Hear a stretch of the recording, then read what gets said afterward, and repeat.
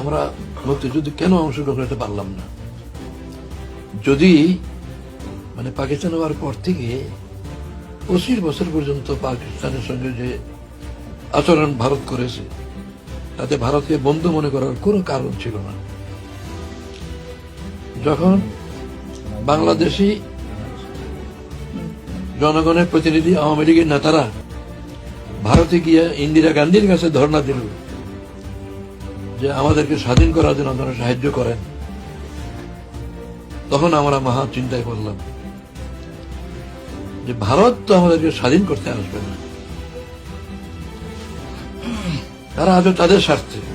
महान देशभक्त शहीद इंदिरा गांधी जी, जिन्होंने सफल कूटनीति के बल पर अमेरिका के राष्ट्रपति निक्सन का मुकाबला करके पाकिस्तान का विभाजन करवाया, बांग्लादेश बनाया, 1 लाख पाकिस्तानी सैनिकों को आत्मसमर्पण करने पर मजबूर किया, उन्होंने कभी इसका श्रेय लेने की कोशिश नहीं की।